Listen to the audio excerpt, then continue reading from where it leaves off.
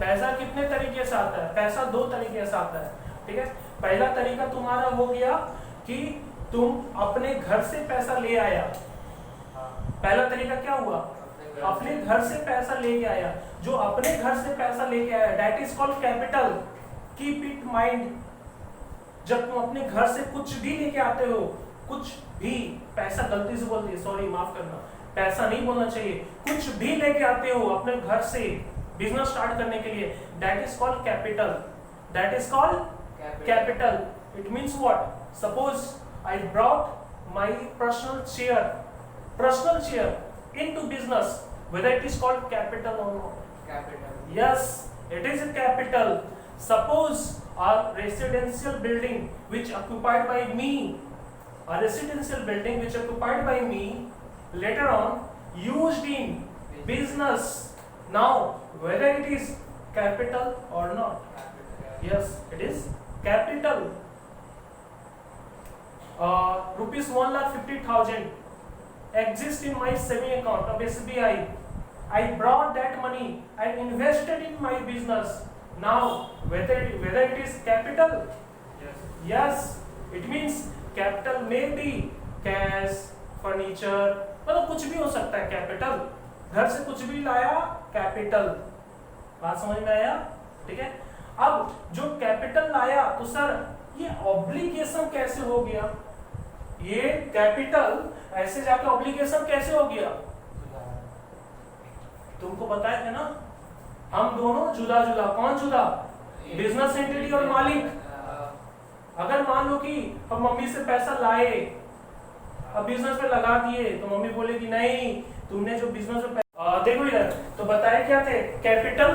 ठीक है, कैपिटल क्या होता है? अब तुम जो बिजनेस में पैसा लगाए हो ना, वो क्या तुरंत निकाल लोगे बिजनेस से? जाहिर सी बात है, कम से कम 1 साल तो रखोगे, 1 साल से ज्यादा रखोगे, इसलिए नॉन करंट में आ गया। और वो ऑब्लिगेशन है, पैसा वापस निकालना होता है। क्या होता है? एक देसी भाषा होता है, अरे भैया जो बिजनेस में मूलधन जो लगा है ना, हमको मूलधन तो निकालना है, और उससे एक्स्ट्रा निकालिए जो प्रॉफिट। और जो एक्स्ट्रा जो निकाले ना, वो मेरा प्रॉफिट होगा। लेकिन एक्स्ट्रा नहीं निकालता है चालाक लोग, उसी में लगा देता है, उससे और ज्यादा पैसा बनता है। ठीक है, चलो आ जाते हैं कम टू द पॉइंट। इसीलिए इसको क्या बोला गया? ऑब्लिगेशन, नॉन करंट लायबिलिटी जो ऑब्लिगेशन के भीतर जाता है। तो कैपिटल का मतलब क्या हो गया? पूंजी। ठीक है, इसको लिखना है तो क्या लिखोगे? The any assets brought from home into the business is called capital. क्या बोलोगे? एनी एसेट्स, लिखो एनी एसेट्स, इक्विटी में। हाँ, इक्विटी के नीचे लिखना, इक्विटी को कैपिटल भी बोलते हैं। Any assets brought from business, any assets brought from business is called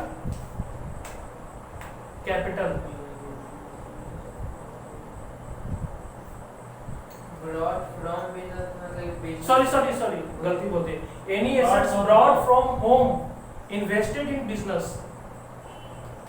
any assets brought from home and invested into business. invested into business. ठीक है, यहाँ पे मिटा है, ध्यान देना। अब उसी कैपिटल के नीचे लिखना, ये कैपिटल क्या, इसका मतलब सिंबल क्या हुआ? इंक्रीज। बताओ तो कैपिटल कब इंक्रीज करेगा? कब कैपिटल कब इंक्रीज करेगा? देखो कितने कारण से कैपिटल इंक्रीज करेगा। पहला कारण बता दिया, प्रॉफिट से, जाहिर सी बात है। अच्छा एक बात बताओ, तुम 10,000 लगाया बिजनेस में, है ना, उसमें से 10,000 तो तुम 12,000 कमा लिया, है ना, तो 10,000 तो तुम्हारा अपना पैसा हो गया, तो एक्स्ट्रा जो कमाया 2,000 है। तो आज के डेट में तुम्हारे पास कैपिटल कितना हो गया? पूंजी कितना हो गया? लगाया था जो 12,000। ठीक है, अभी तक हम बाहर से कर्जा नहीं उठाए, अभी तक बिजनेस कहाँ से स्टार्ट कर रहे हैं? घर से। ठीक है, बाहर वाला भी आएंगे। और कैपिटल कैसे बढ़ सकता है? एडिशनल बिजनेस, एडिशनल तुम लगा दिया, एडिशनल कैपिटल लगाया, ठीक है, फिर से बाहर से लगा दिया। ठीक है, ये 2 कारण होता है इंक्रीज करने का, तीसरा कोई कारण नहीं होता है। और कैपिटल डिक्रीज कब करेगा?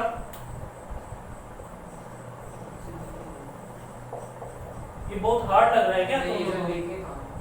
ये कैपिटल के नीचे इधर जगह है, पॉइंट दे के लिख दे।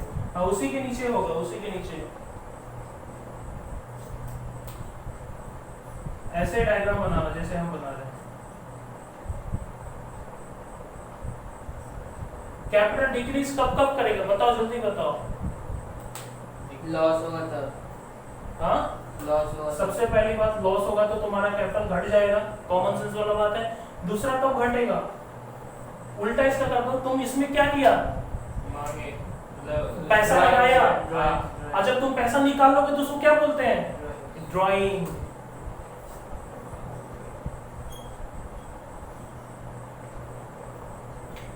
ड्राइंग्स एस लगाया जाता है लास्ट में, वरना फिर ड्राइंग वाला हो गया पेंटिंग वाला ड्राइंग। ड्राइंग का मतलब क्या होता है, जगह है ना, इसके नीचे लिखना, इसमें कुछ लिखाना नहीं है, इसमें कुछ ज्यादा नहीं होगा लॉन्ग टर्म में। डन, चलो ठीक है।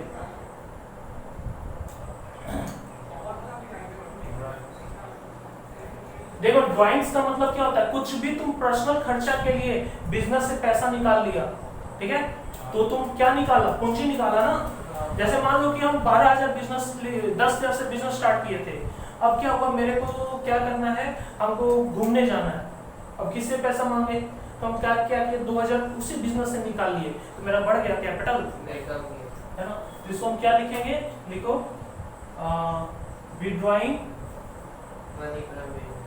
Withdrawing money from business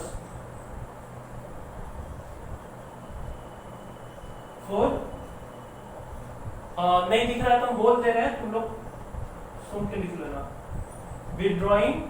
withdraw money from business for personal expense,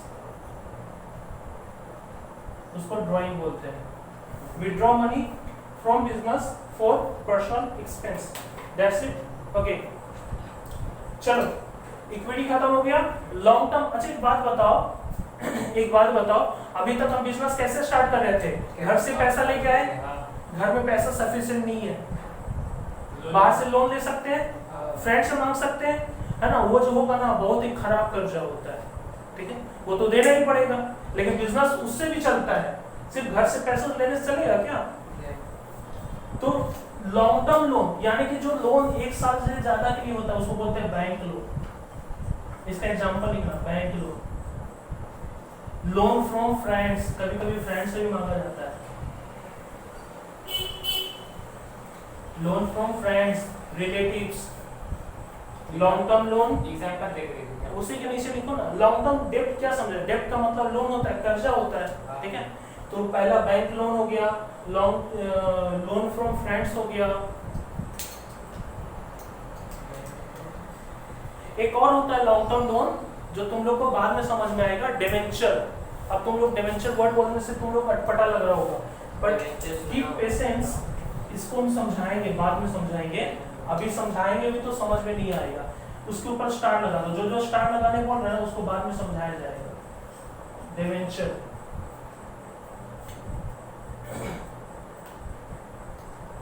हो गया। चलो अब आ जाते हैं शॉर्ट टर्म में। ऐसे करके लिखो जैसे हम उसमें बताए थे करंट वाला में, शॉर्ट टर्म में बोलते जाएंगे। शॉर्ट टर्म कहाँ आएगा, थर्ड। देखो चार्ट को ध्यान दो, सबसे पहले इधर था ना, क्या था, नॉन करंट, नॉन करंट वाला पूरा कंप्लीट हो गया। अब उधर करंट लायबिलिटी लिखा है, तो करंट को देखो नीचे ब्रैकेट में यहाँ पे क्या लिखा हुआ है, शॉर्ट टर्म लिखा है ना, तो उसी को कंप्लीट कर दे, बस वो कंप्लीट करने से क्लास खत्म।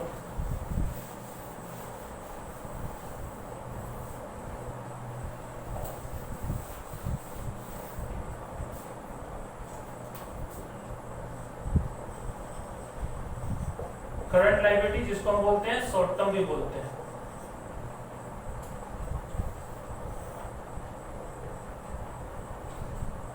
इसके भीतर क्या क्या आएगा सुनना। सबसे पहले आएगा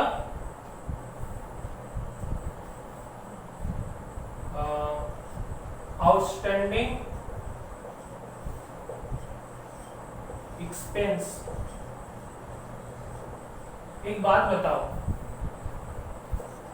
तुमने कुछ खर्चा किया, उसको बकाया छोड़ दिया, तो जो बकाया खर्चा किया है वो क्या तुमको 1 साल से ज्यादा का फैसिलिटी देगा? नहीं। रेंट मेरे लिए खर्चा है कि नहीं है? रेंट देना खर्चा है। तो क्या 3 साल का रेंट नहीं दे तो पोसाएगा? नहीं। 2 साल का रेंट नहीं दे तो पोसाएगा? ज्यादा 2 महीने का, 3 महीने का, 4 महीने का चलेगा, है ना? तो हमेशा बकाया खर्चा कितने दिन का होता है? 1 साल से भीतर ही होगा। करंट में 1 साल से छोटा ही होगा, है ना? 1 साल से छोटा कुछ भी हो सकता है। तो हमेशा आउटस्टैंडिंग एक्सपेंस हमेशा क्या होता है? बकाया। मतलब 1 महीना 1 साल से छोटा होता है, ठीक है? अच्छा एक बात बताओ, इसमें क्या हुआ कि हम स्टूडेंट से अभी 11 या 12 का भी पैसा ले लिए, 11 12 का दोनों का पैसा ले लिए, तो मेरा इनकम हो गया? नहीं, हम अभी सर्विस कहाँ प्रोवाइड किए, तो मेरा लिए लाइबिलिटी होगी। कभी भी आके बोला सर हमको आपके पास नहीं पढ़ाना, आपका पढ़ाई समझ में नहीं आया, तो हमको उसका पैसा वापस करना होगा, है ना? तो एडवांस इनकम, तो लोग गौर जाके देखो उसका उल्टा हो गया, उसमें आउटस्टैंडिंग इनकम था करंट एसेट्स में, अब यहाँ पर उल्टा हो गया। याद रखना, कंफ्यूजन यही पे होता है। एडवांस इनकम, वहां पर जो एडवांस था यहाँ पर वहाँ एडवांस एक्सपेंस था, यहाँ पे एडवांस इनकम हो गया। इसको वहाँ भी एडवांस इनकम ही था ना, नहीं गौर से देखो, वो प्रीपेड इनकम आउटस्टैंडिंग इनकम तो गलती लिख दिया है, मैं ठीक लिख रहा हूँ, उसका नीचे में आउटस्टैंडिंग हो गया। ये सारे लाइबिलिटी है, खर्चा है। और क्या होते हैं, तुम एक बात बताओ, हमने किसी को उधार, हम मेरा एक दुकान है, मार्कर का दुकान है, ठीक है, मार्कर बिक्री करते हैं, है ना? 3 मार्कर उधार में बेच दिए, तो उधार में बेचेंगे कितना दिन के लिए? बोलेगा सर आप मेरे को 4 साल की उधारी दीजिए ना।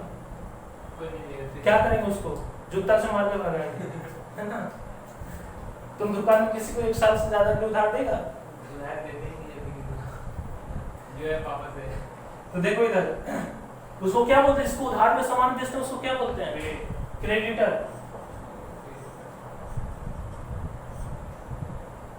नहीं बेचते नहीं, उससे खरीदते हैं ना।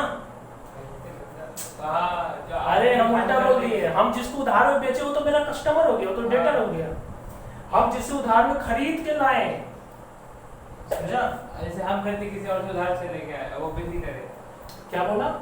हम किसी और से खरीद के लेके आए, वो बिक्री कर रहे हैं। तुम किसी से खरीद के लाया, हाँ। जो खरीद कर उसको तो पैसा पे करोगे ना। हाँ। जो पैसा पे करोगे वो तुम्हारे लिए तो कर्जा हो गया, हाँ।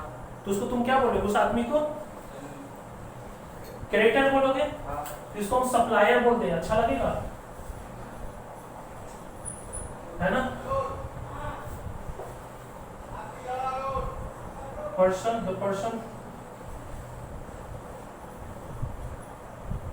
From home goods purchase on credit.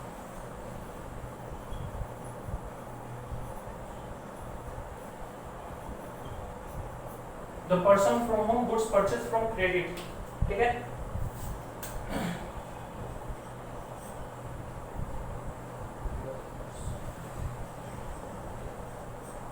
Bank overdraft, देखो तुम लोग करंट अकाउंट का नाम सुना है? बिजनेस स्टडी में पढ़ाएंगे, या कॉमर्स जिसका सब्जेक्ट है। क्या होता है कि किसी के पास करंट अकाउंट होता है, तो उसके अकाउंट में 10 शेयर है, तो उसमें 20 शेयर विड्रॉ कर सकते हो, निकाल सकते हो ज्यादा। हाँ हाँ हाँ। तो जब ज्यादा निकलता है तो उसको बोलते हैं बैंक ओवरड्राफ्ट, ठीक है? बाद में दे हाँ मतलब वो 10 है, ऐसे 20 है निकल जाएगा। हाँ, लेकिन 10 है जो ज्यादा निकलेगा ना, वो इंटरेस्ट के साथ चुकाना पड़ेगा। ये भी नहीं पढ़ा है क्रेडिट कार्ड से अच्छा, अदर शॉर्ट टर्म लोन लिख दें, बाकी और एग्जांपल दिमाग में बनेगा तो बता देंगे। मेजर बता दिए, अदर शॉर्ट टर्म। तो ये खत्म हो चुका है पूरा। एबीसी में मेजर से मेजर सारा टर्म्स यूज कर दिए, कोई भी टर्म्स नहीं बचा। ऐसा नहीं बोल सकते कोई नहीं बचा, और भी है, छोटा मोटा है जो तुम लोग ऑलरेडी जानते हो हल्का फुल्का, फिर भी डिस्कस करेंगे। उसको डिस्कस करके अगले क्लास में प्रैक्टिकल स्टार्ट करेंगे, ठीक है? एक छोटा सा एग्जांपल मेरे को बताना है। आप सोच रहे हैं उसको बताएं कि नेक्स्ट क्लास के लिए रहने दें? वो देखो, वो छोटा सा एग्जांपल, ऐसे वरना क्या होगा ना,